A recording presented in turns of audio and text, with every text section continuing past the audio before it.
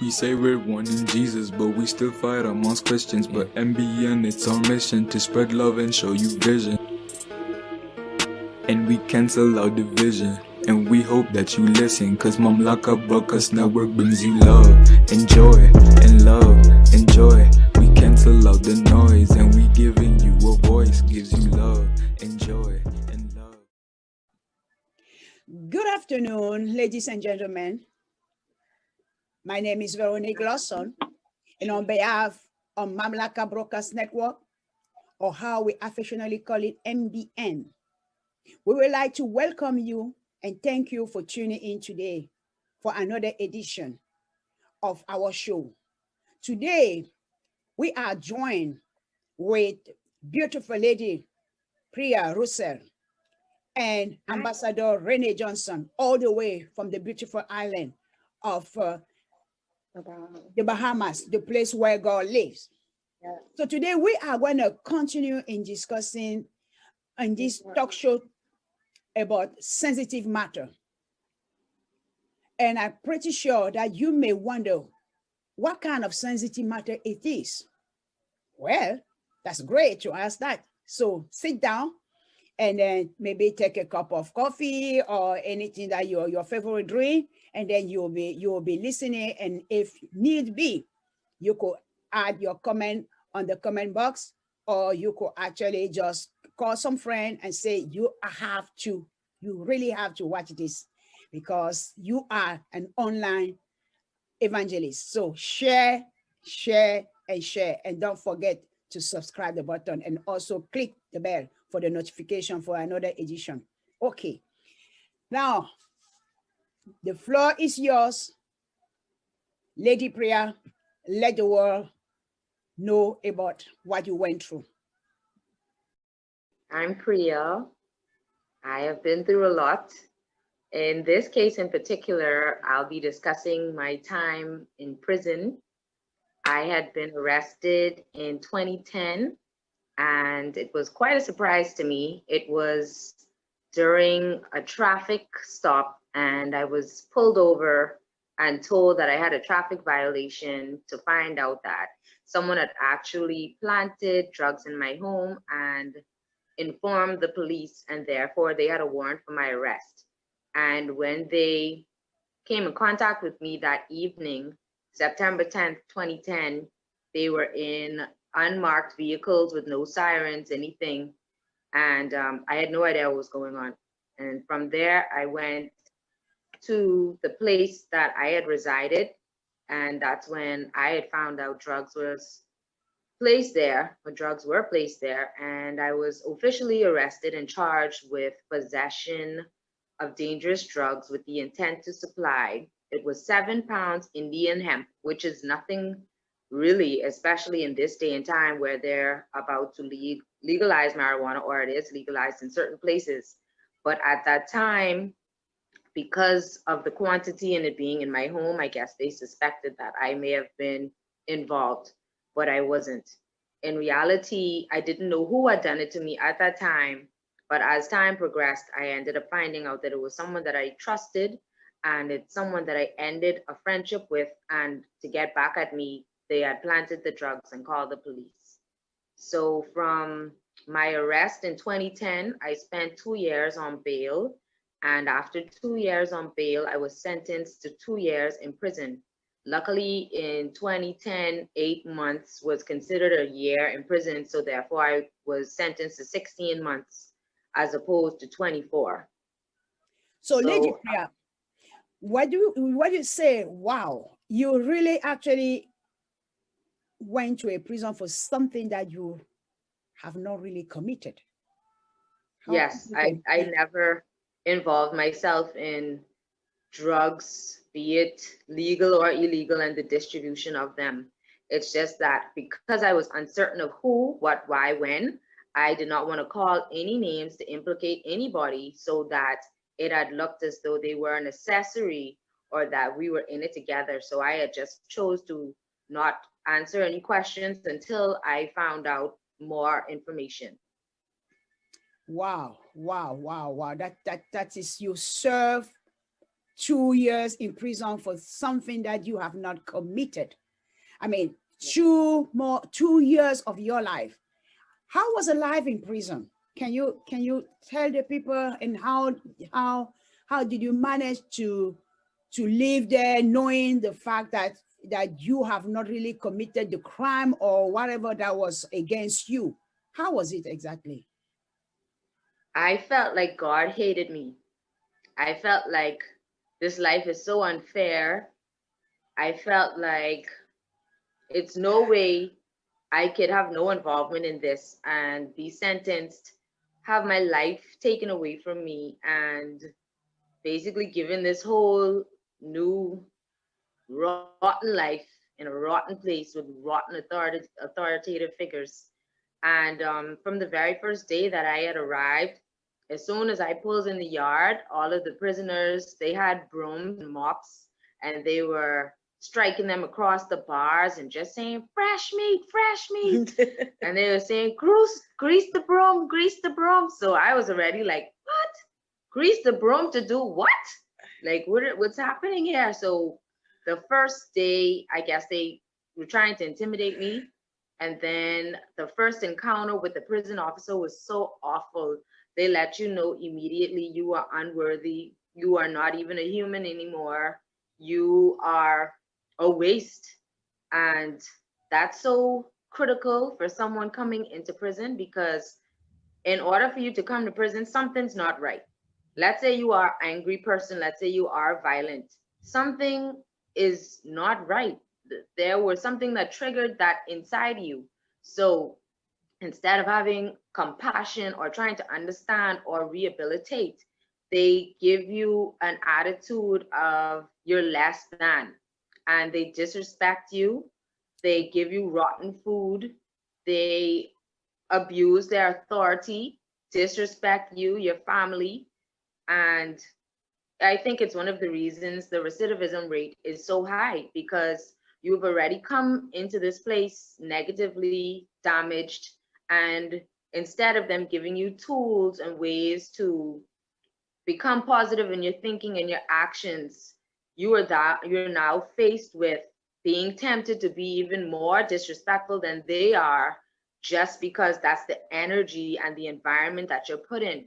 I would tell my family most times I felt like an animal in the zoo. It didn't feel human like. And most of the persons, the officers that addressed me, were very condescending. And it would be, oh, how you feel being here and you've been to private school? How you feel and you've been in Miss Teen Bahamas? How you feel? Ha ha ha.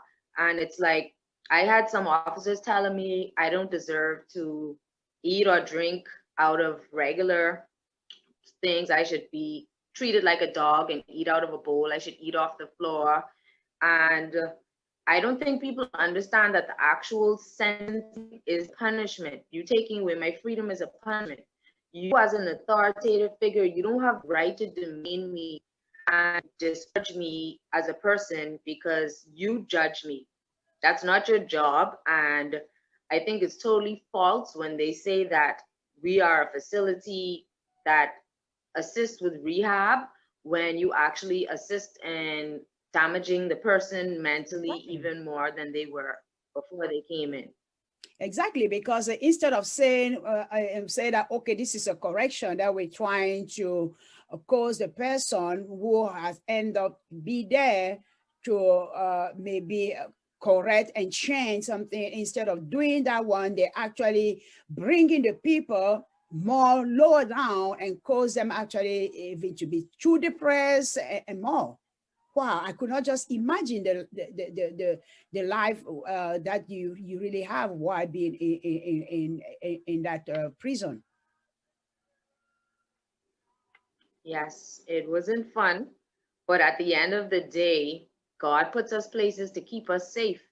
And at that point, I couldn't even tell you who betrayed Jesus. I didn't know who was Judas. I just knew Jesus is God's son. I knew Our Father and a few other prayers from kindergarten, but I didn't really have a connection with God. I didn't have a relationship with him at all. I'm still a work in progress, but at least now I make the time to devote time to him in his word and in prayer. But at that time, I just dove deep into the word and I fasted a lot. I prayed, I wrote, I journaled, I did poetry, and I just tried to become as active as I could with whatever I could have done to just take my mind off of where I was. And then I tried my best not to be angry at the person that did this to me. And yeah, I just had to find a way to do a lot of forgiving and soul searching while I was in the situation. Wow, that is very, very interesting. And then it's so deep what you're sharing, because I know some people, they may have gone through the same situation as you have been through, and some for the things that they have themselves committed, but you being in prison for something that, for a crime that you have not committed, and you find strength. I mean, you try to do, you try to be positive and trying to maintain the healthy habit. This is really something, information that you actually giving is, I'm pretty sure people, if they may have the time to be able to tune in, especially in the prison where they are now, that would be a very good blessing for them. So please share what you're hearing right now. Please share and be that evangelist. And don't forget to give word out there for somebody who may be in the same situation as Priya went through. So Lady Priya, I'm back to you again. I would like to hear more on how your day to day in prison was, and how you managed to keep all that mind, I mean that strong mind, and how you try to find love in you to forgive those people who actually have done such thing to you. Well, I don't want you to think that that was something that was done at the very beginning, because it wasn't. I was very angry. I was very hostile. And I had already looked different than most of the people there. So I was already judged more harshly than everybody else. And I guess that was an opportunity for people to try to throw jabs at me.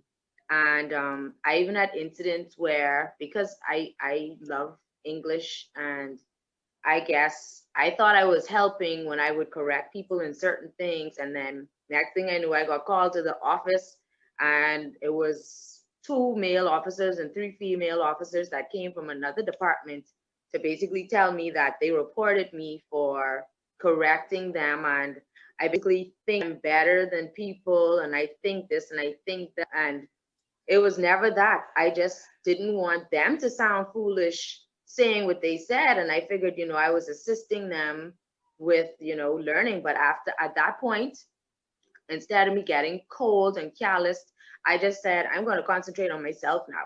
Me trying to help these people, they are who they are. I'm just going to separate myself, do what I have to do for my growth, my healing. And I just realized that, I don't know if you've ever heard a secular song. It's from Jack Yor, and he basically says, prison are no bed of roses. So the thing about it was, I had to just realize where I'm at. This is not where you come to look for friends. This is not where you find people to trust. I'm not saying along my journey I didn't find a few trustworthy people, but I came to the conclusion that this is a journey for me and God. This is something, a personal walk that I have to go through in order to make it to another level. And I got put in solitary confinement. I almost got in a few fights. It wasn't just fun and pretty all the time. But at the end of the day, I had to stand my ground to let them know, just because I may look different, may appear different, or have a different background, you won't bully me. You won't take advantage of me. And if you did, I'll die fighting. And that's just the mentality I had to keep while I was up there. And I always kept an open heart. And I would always assist people that needed groceries, commissary, anything I could do to help. And that even got me in trouble. Is like everything I tried to do to elevate myself in the circumstance, I was still punished for doing it. And I just had to come to the conclusion that this is just what comes to the territory, and I'm just going to keep being a good person and helping people as much as I can. I even got sent to tribunal court. That's a system within a system.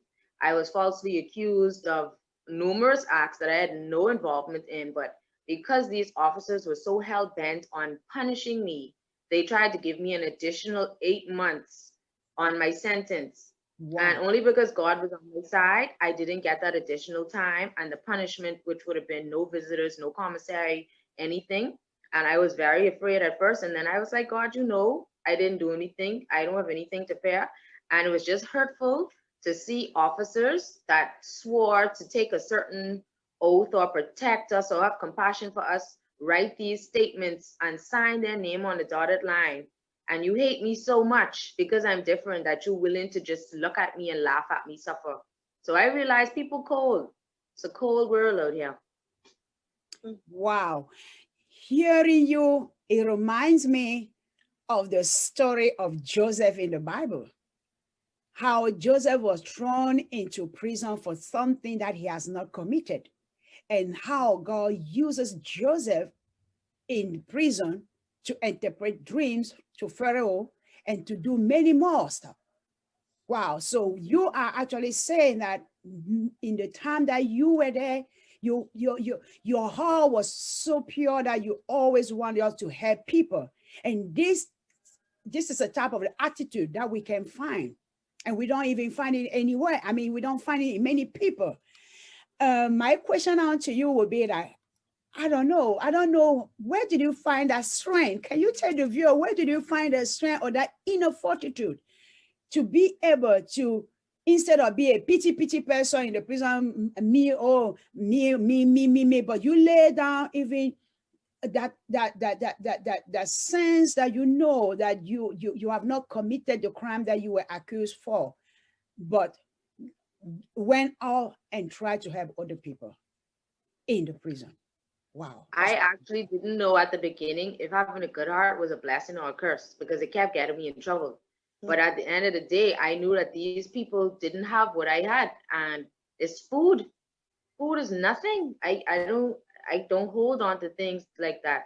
And I guess because I had just started my journey with God and learning the Bible, and I compared myself to Job and his many afflictions, and I used to call myself Joseph in prison because that's the way they treated me. It's like I had a coat of many colors, but they wanted to see me in black and white, and I'm not that person. I'm born kind of colorful. Since I learned the word unique, I think I was about 4 or 5, and I told myself I was unique, and I always believed it because I never was like everyone else. I was always a leader. And I said from prison that, yes, I went to the pit, I went to the prison, and the next stop is the palace. And I kept that mentality during the whole time. And even when the prisoners or prison officers would disrespect me, I would let them know every day I wake up is a new day. And every day that I get up is another day closer to my freedom. So instead of me being short-sighted and just focusing on this moment right now, I know that in the future, you're going to see me again. And every time I see someone that was disrespectful to me in prison, I give them a business card. So, hey, maybe I could assist you or your loved ones in the future, but it's no malice from me to you. Wow. That's brilliant. I could only say that is brilliant. That I think God actually, as you say, that he was working in you and with you and through you, even when he put you into prison there, it was for a purpose. And I'm pretty sure that it may be your next move that you want to share with our viewer after when you came out from the prison, and what happened to your life. And do you still having maybe, or you see the people that you had while you were there? And I know that from hearing what you're saying, from hearing what you're sharing, there were no bitterness in you, not maybe in the beginning it was, but after when maybe God shed his light into the whole situation and caused you to be the person that he called you to be, then you began to understand better, and then you actually release whoever has brought you into that situation. So that's why I say it is brilliant.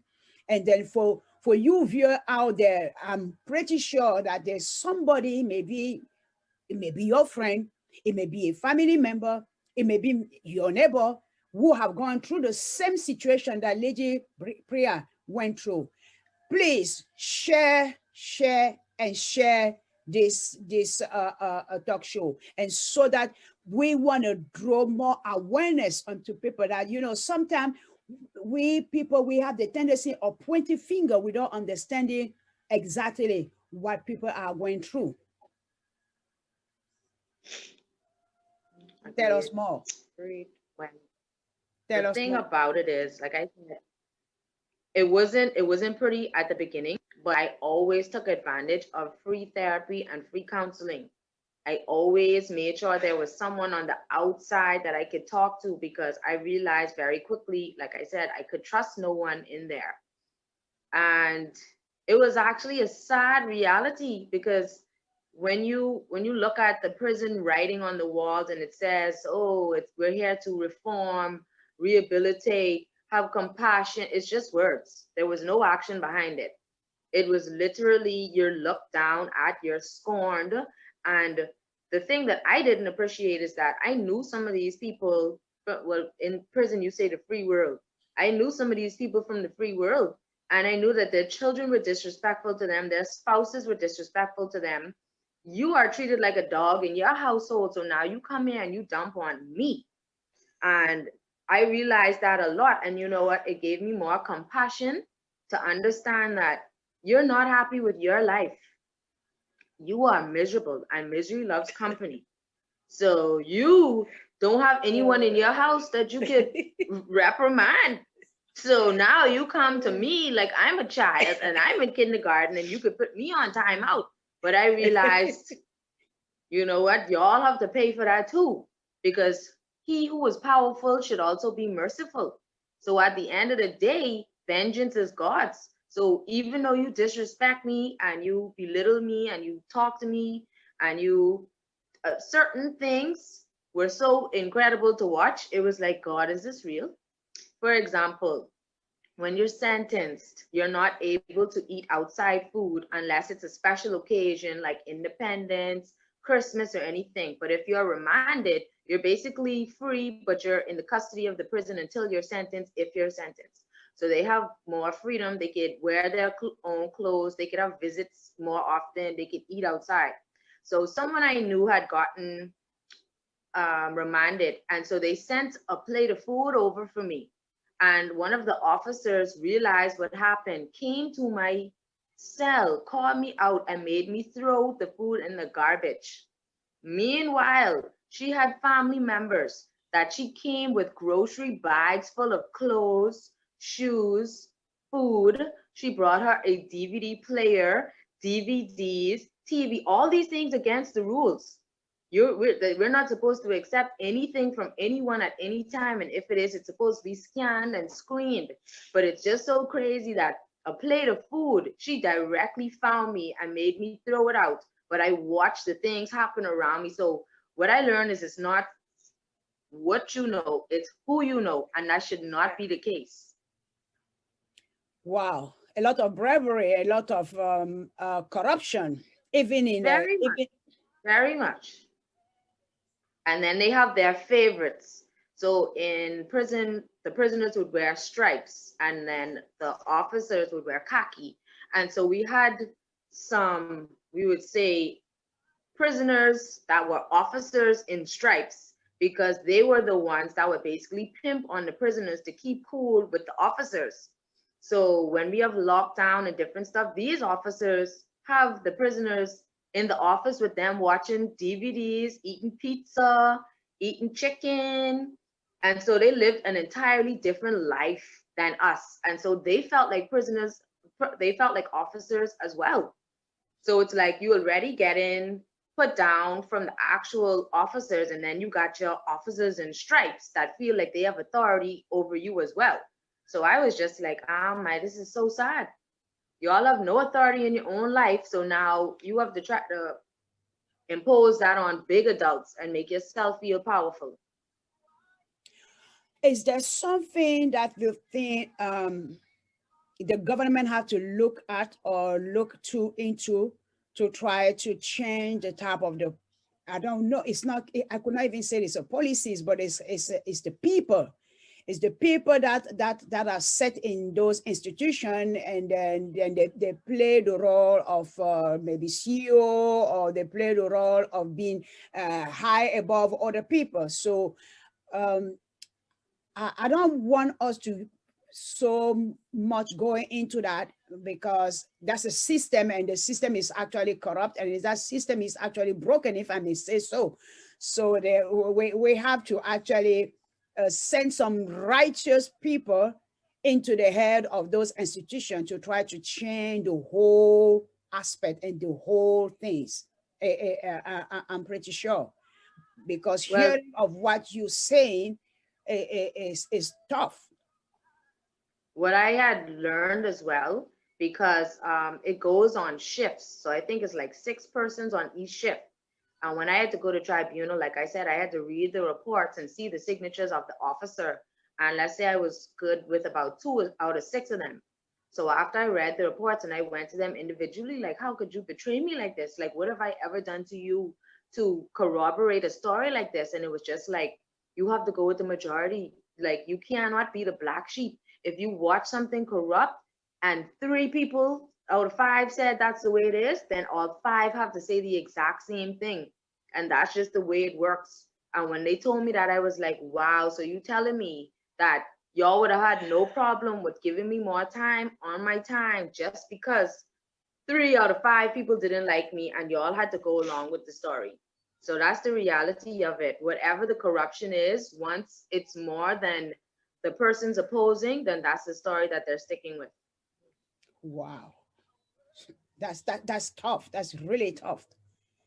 I, I don't even, I'm kind of out of word because the system, not only in the Bahamas, but I mean, pretty sure everywhere is quite the same. And then now that you are out, and how can you actually better say or give some point to our viewer the life before, the life within when you were in prison, the life after the prison? So what are uh, the principle that you actually stood for, and then you are actually applying even in your life now to be the better person that God has called you to be? Like I said previously, before prison, I had no idea about the gods, the demons, the parables. I didn't know. I knew Mary, Joseph, and the manger.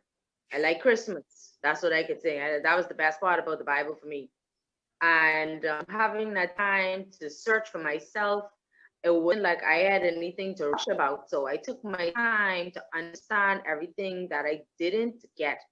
And I realized during my time in prison, people close to me got killed, people close to me died from different ailments. So many things happened. And then I started to come to the conclusion, like, wow, God, you put me here to keep me. You put me here to save me. Like, you separate and segregate me so that I could come out refined. And, it was a painful process, but growth pain. And I had to see who was there for me. I always tell people, prison and the hospital, that's how you know who's there for you. People could tell you something all day, but when your back is against the wall, it was such a surprise to think people that I would have vouched for to say, I know for sure they have my back.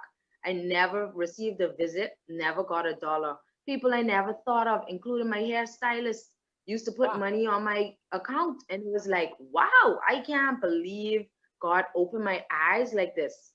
And afterwards, honestly, it was still a lot of healing that had to be done. I was now, I think, at a place where I didn't know my role because I had already been so mentally damaged during the time that I had felt inadequate. I felt unworthy. I would have people tell me that I'm forever dirty because I bathe in prison water and like different stuff that take a toll on you mentally. And so I think that I still didn't accept my true worth and value for a while. Honestly, a few years. It took me to go to professional therapy to understand my value and my worth because I didn't feel worthy. I felt like, okay, I survived that, But then the way the society is designed, some people are so close-minded, they never liked you, and now this is an opportunity for them to let you know why you're less than them. So I had to just come to the conclusion that greater is he that is within me than he that is in the world. And I had to just carry that around and say, you know what, I'll pray for you. Because clearly, for you to feel that way about me, there's something going on. And I'm not going to tell this person that, but in my mind, I'm like, I just have to pray for you. So, like I said, I'm still a work in progress, but I have seen a change in myself, my behaviors. I think before I was young, wild, and free. I was an open book. I used to post everything I did on social media. And now it's strictly business or very precious family moments or something of significance. I don't trust easily, and I don't mean that in a bad way. I'm just saying before, that's the reason I got my situation, because I would open my doors to anyone. And I realized that I had to protect myself and protect my space, because the devil, he came here to steal, kill, and destroy, and he's walking around like a raging lion. And they only looking for someone to just put a little crack in the door. And so now I just seal that door completely and I come outside to meet you. That's if you even know my address to come and meet me. But I'm just saying that I have learned to grow, to forgive, to love, and I'm still working on patience, but I can see that it's not the way it was before prison. And as the saying goes, you know, that when God takes you to a journey, as he took Joseph, as he allowed Satan to go and strap all from Job, it's always for a purpose. So I'm pretty sure that even though you are now still going through a phase or a season of healing, your purpose have been pretty sure birthed through your time in prison, because God now, there's certain things that he could entrust you with because you went through it, and then you are in the better place, or you're in better shape to be able to not instruct somebody, but to be able to encourage or be able to shed light or give a little bit of wisdom to someone who may be in the same position that you were in 2010. So I'm pretty sure that you have more to say and to share with our viewer. And there's a lot, because as I'm hearing you, there's a lot that you went through, and there's a lot that you really have to give again out there for the people, because many are such, maybe young boys, or even older, who are facing the same challenge, who are even facing the same situation. There are many people in prison who they've been put there unjustifiably. They were not for anything they have done. And so here we are, and you are sharing your testimony. Your test become a testimony and become a teaching for many. Can you please ponder upon that again one more time?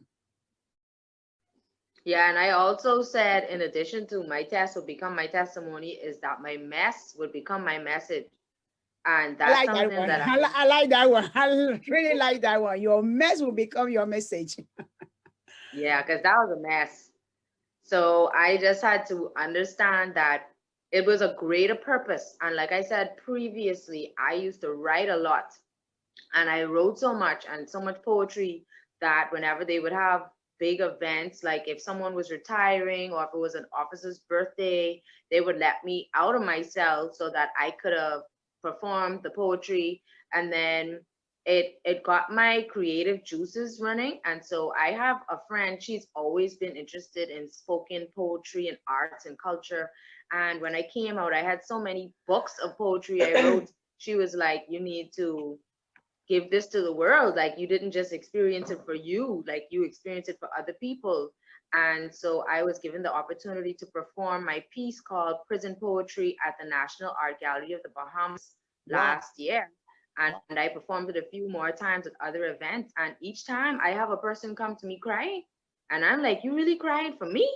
Like, you crying for a stranger? And then they like, I would have never looked at you and thought that. Like, I thought it's only me that felt that way. and to see someone else experience it and you still could laugh about it and you still could help and you didn't become bitter. It just touched people's heart. And I was like, wow, God, I didn't think my story would have impacted people like that, but I'm happy that it did. Wow, wow. And Ambassador Rene, do you want to chime in anything? Because I see that it's something in you that you want to just inject there. So I will give you the floor right now to inject what you think people out there may would like to hear. Well, as you know, I was just here as a support to her, so that's why I kept smiling every now and again. So, That's why because yeah, I heard, I saw that you were smiling. I said, yeah. okay, maybe you wanted to inject something or chime in something, but I think so she did an awesome job in saying her story. And but as a mother, I would like to say to other mothers out there, your story isn't only unique to you. Your story and what you went through is not a good thing, but it turns out sometimes for our best. Before Pri went in, she kind of had a rebellious spirit to a certain degree. And it wasn't because I think that's when most teenagers are going through their challenges. And she came from a very, Excuse very, me, let me just interject. I was 26 when I went in and yeah, 28 when I came out. right. When I say teenagers, I'm talking about the fact that as she goes through, yeah, she the came faith. from a very, very supportive background, financial background where, things were given to them. My kids grew up in a way where they had more than many other kids. So when certain things went awry, I think what happens is because you've already attracted a certain spirit to you, it kind of clings. And so they always had followers, they always had people who would cling to them. But I knew that both of my kids are born leaders. And what you went through, I'm saying to parents out there, you have to just remain prayerful. There were times when I would get up through the night, I would hear the Holy Spirit back into me. I need you to pray now. And I would just get up and I just start praying. I'm like, what am I praying for? He said, pray for Priya now. And it wasn't until she came out, she said to me, do you know this happened and this happened and that happened? And I was thrown in the solitary confinement. And a Sanopi came at me and it would always be in the night. And those were the times when the Holy Spirit woke me up. And so what I would like to encourage parents is never stop praying, never stop believing.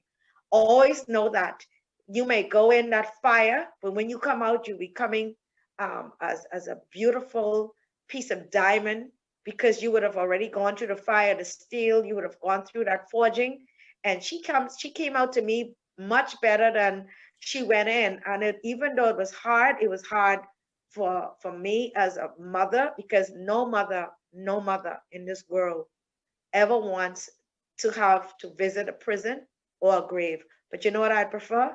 I prefer to visit the prison than the grave. And also as God himself, our creator, the Father, who loves us more than anything, more than anyone, how much more that he caused some of us to go through that way to learn a lesson, just like he did with Joseph, like he did with Lady Priya.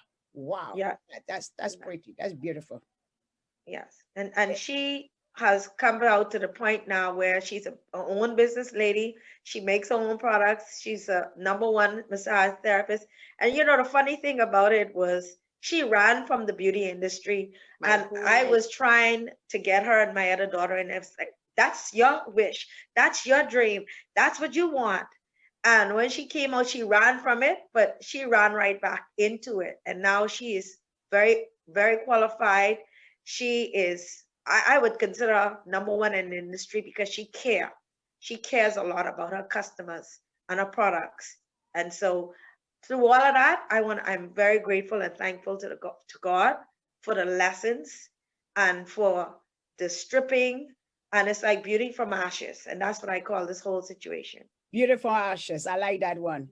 Just as he said in the book of Isaiah, he gave us a beautiful ashes. So I'm pretty sure, Lady Priya, that you may have something that you would like to advise or admonish or maybe just encourage some people out there who may have been in prison And then after now, when they're out of prison, they kind of feeling like, okay, woe me, like this pity mentality. What would you admonish those people, and how would you better put to the way in such a way that people will receive it and feel that, okay, yeah, this is something really I need to do on my own now. I need to rise up. I do not just want to wait for the society to try to pull me up, but I still have my two legs, I still have my two hands, I still have my two eyes, I still have my one mouth. I could still do something.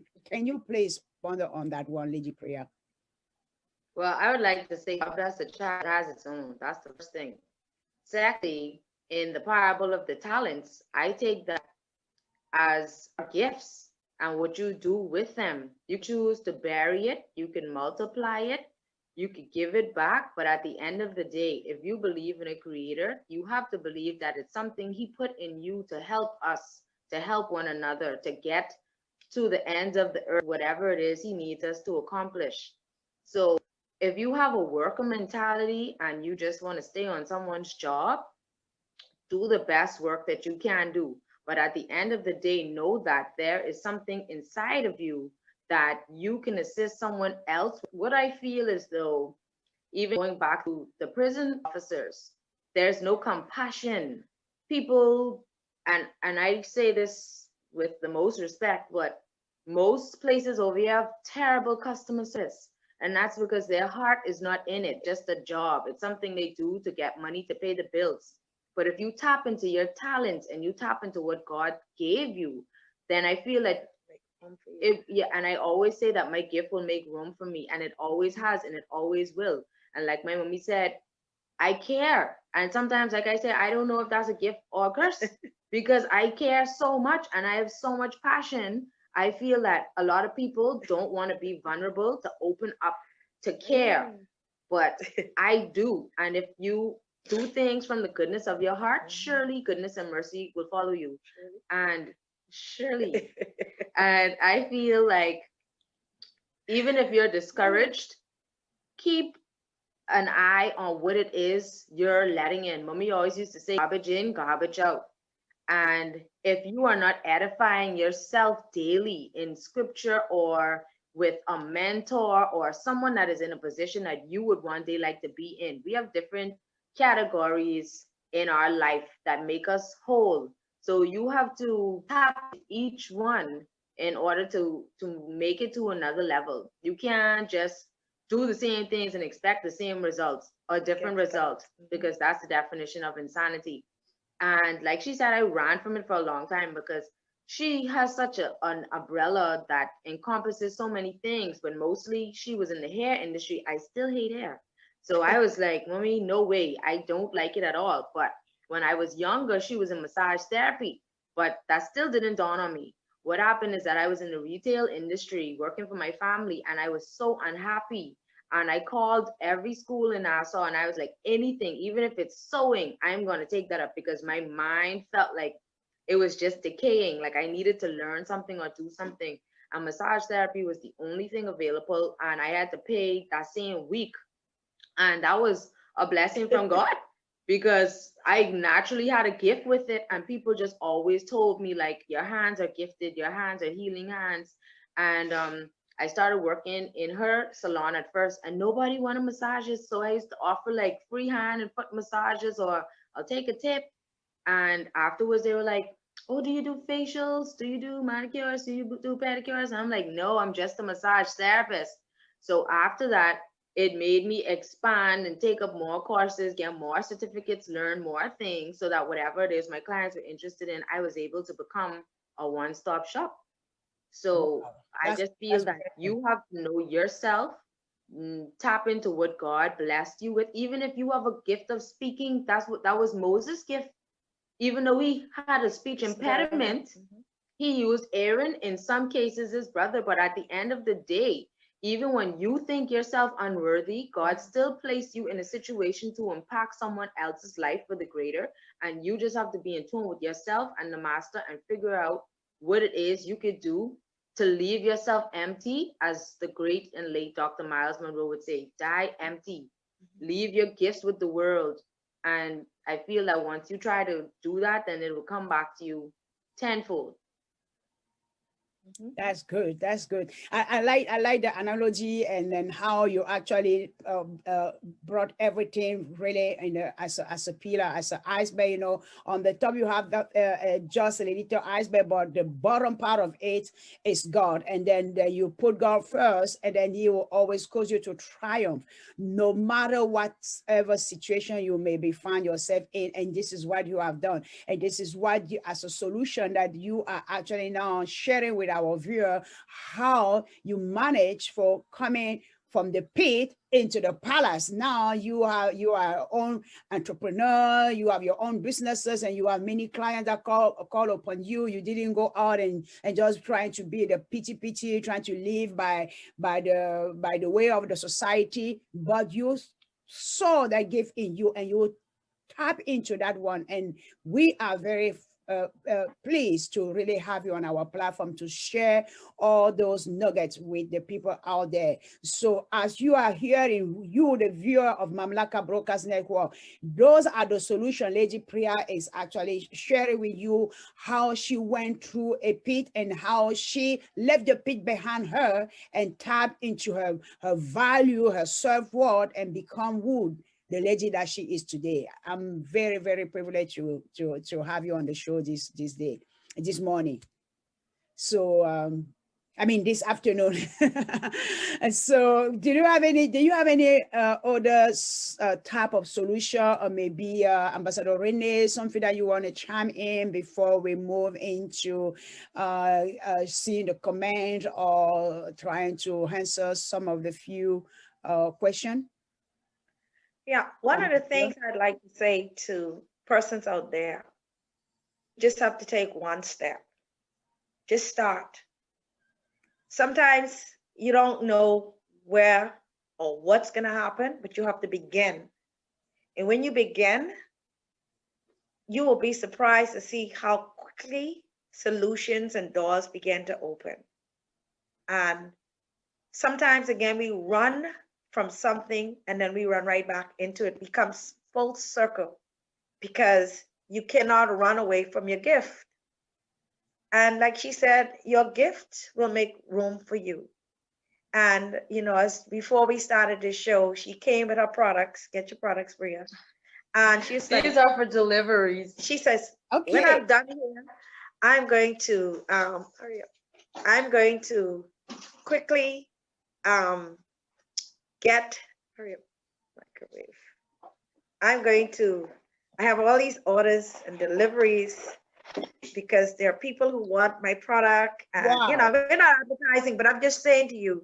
Yeah, but can you bring it forward? Let zoom in more on the camera so that the people could see, and then we will have it at the link where the people actually could buy those products. That is something interesting.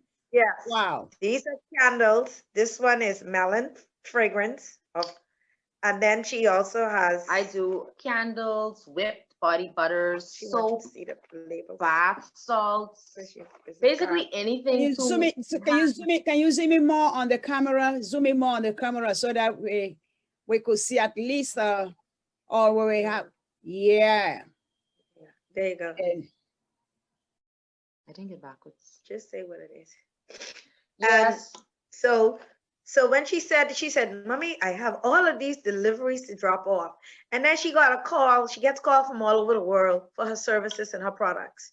And so what I want to say to the viewers is, listen, there's no, you always have to be optimistic until you visit the grave, like Pastor Monroe say, you want to die empty. So take a chance. Take the opportunity. You may go sleep and wake up with an idea or dream or vision, and just ask God to help you to make it. I'll help you to bring it into materialism so that you can have that gift.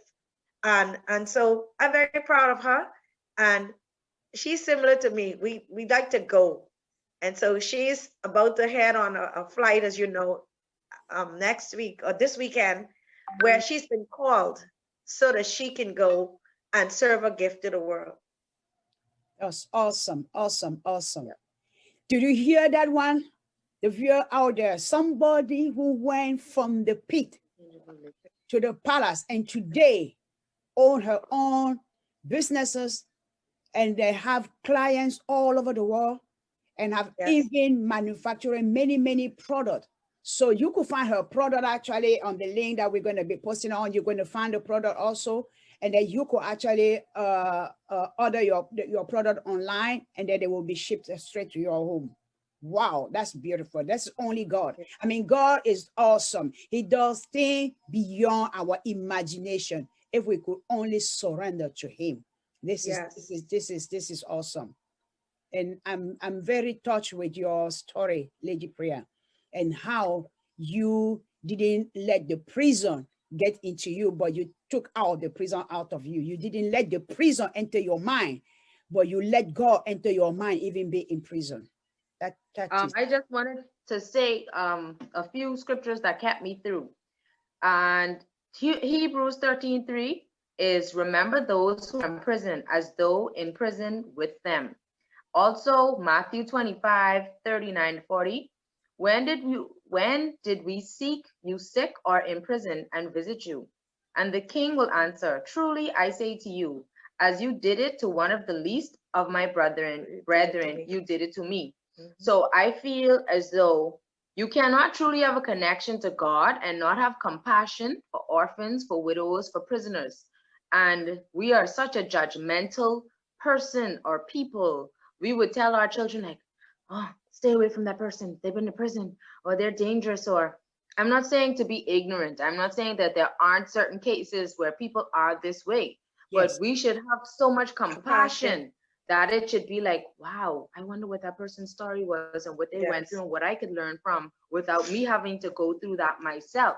Yeah. And I just wanted to reflect that the scripture commands us to feel compassion for prisoners. So when you do the opposite of what God commands you, that will come back to you. Whether it's today or tomorrow, vengeance is mine, says the Lord. And that's why I decided not to act on my own, because I realized if I were to do that, I would face the consequences of whatever the prison system had to offer, or whatever the system in general had to offer. And then I looked at myself and said, I'm the eldest, and I have 3 younger sisters. I have a niece and a nephew. I don't want to be the person that says, do as I say, not as I do. No, I want to be a reflection, something living, breathing, that you can look at and see that, hey, anything is possible. You could be a Rahab and you could still get praise from God. You could be Mary Magdalene and you could still be at his foot.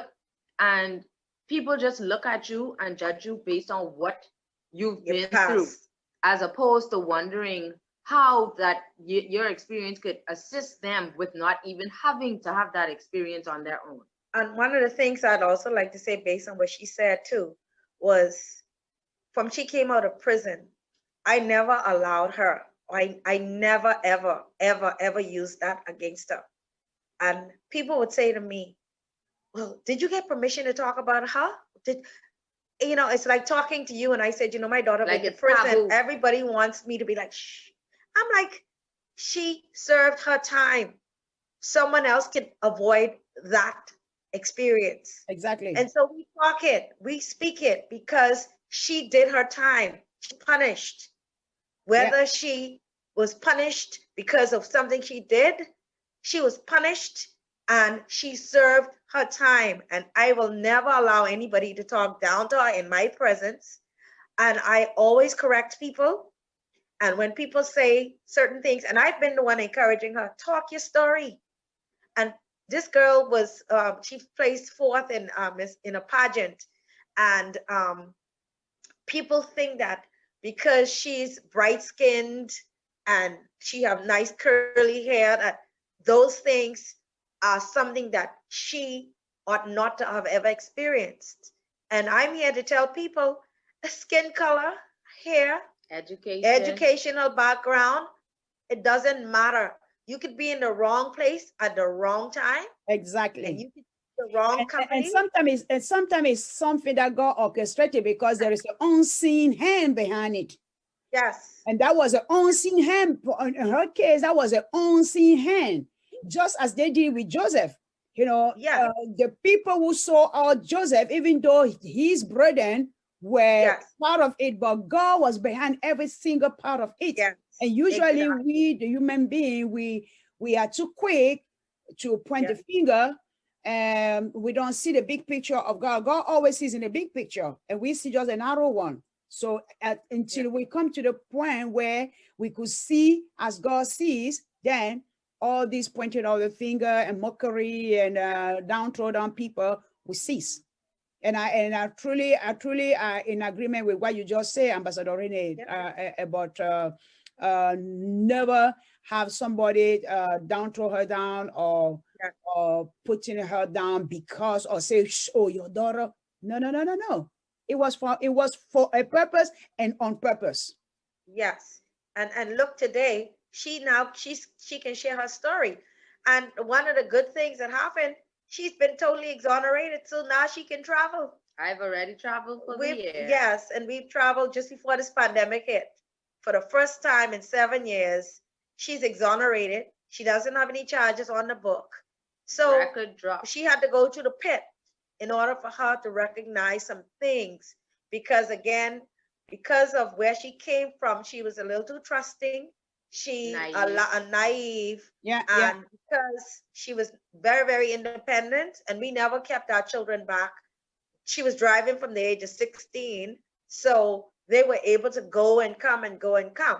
But one of the things I always say to my children, I'm going to be that example that you need to see. I was never a perfect parent, but when I gave my life to Christ and I recommitted myself, I decided, okay, I've got to be that change that I want to see in my children. And so that is how I live my life today. You're not going to hear my name in the streets. As a matter of fact, my kids say, Mommy, who don't you know? And every time they say that, someone has something very positive to say about me. And if somebody does have something negative, I don't even know them. So I've been a stellar in the beauty industry. I left on high note. I didn't leave a reputation because I always think about my children. Now, there are times when I get angry at them. They know that. And I say what I have to say because I don't believe in being in double standards. So I believe beyond a shadow of a doubt that she had to go through that process to be who she is today. And so I thank God for that. Awesome. So what should I say? Wow. Do you have any final input before we conclude our talk show today? Did you have anything that is just can leave your head for our viewer out there? I know you share a lot of solution, you share a lot of input, a lot of wisdom and light, how people can go around with their life that they may have thought, okay, I'm just no more a human being, but now that I become a human being, what will I do? So any final remarks, any final say before we end up the broadcast today? Well, two things stuck with me while I was in prison. One was, if you could look up, you could get up. And the second one was, if God gives you a rough path to walk, that means he gave you sturdy shoes. So even if you're in a situation where you feel like, God, why me? Just say, why not me? What is it that I'm going through that is going to help someone else to be a better person, or to help myself to be a better person? And honestly, most of us are walking around like zombies. Most of us don't know ourselves. So if we don't know ourselves, it's impossible to connect to anyone else that is God's creature, because we're supposed to love our neighbor as we love ourselves. And honestly, at that point, I did not love myself. I thought I did. But coming out of the situation, like I said, I always talk about mental health and therapy. I don't think it's anything anyone should be ashamed of. I don't think you should have a mentality of, oh, this is a stranger. How do they know? They are trained to give you tools to assist you in your growth. So basically, I think of it as you have a few balls of knit or crochet in your mind, and that person has the tools and they're just helping to unwind it so that Once you have that long thread, you could see it clearly, but once it's still a knot in your head, you can't understand which direction to go in. So to me, it's just a form of clarity so that you can be in charge of your life. It's not someone telling you what to do. And we have to be honest about our mental health, about our self-esteem, about our self-worth, our value, our depression. We have to be able to let go of people and things that do not contribute to us being the ultimate person that God put us here to be. It's painful, but you have to be ready to cry and let some people go and some things go in order for you to be your best self. You cannot give from a glass that's half empty. Your cup has to overflow, and self-preservation is a must. I love that. Overflow. I love that. And I love the fact that you say, people have the tendency to say, God, why me? Why me? We have to say, God, why not me? Why not me? Because at the end of the day, each one of us, we are here to bring a contribution. So if we don't have that contribution, if we don't go through some stuff, how do we going to give the contribution? Yep. I really love it. Yeah, I would like to end with a quote. Said, let your dreams be bigger than your fears. Your actions louder than your words. And your faith stronger than your feelings. Because if you allow your actions, your words, and your faith to work in tandem, I guarantee you at the end of the day, that will take you on the path of righteousness. And righteousness means to do things right. And when we make mistakes, though, we must recognize it's important. The lessons we learn, whether we're punished from going to prison, whether we're punished by our parents by getting a nice whooping, whatever it is, let it be a lesson learned. And I believe that once we realize what happened, if it was negative, let's all now revert to positives, because that is the only way you're going to be able to achieve the goals and the dreams and aspirations God has put inside of you. I love that. I love that. I love that. So thank you very much, Lady Priya, for opening up on this sensitive matter, live in prison, from the pit to the palace. And wow, beautiful. I don't really know what to say. I mean, it's just too much. And I'm pretty sure this is not your last time to be in the forum today and today's platform.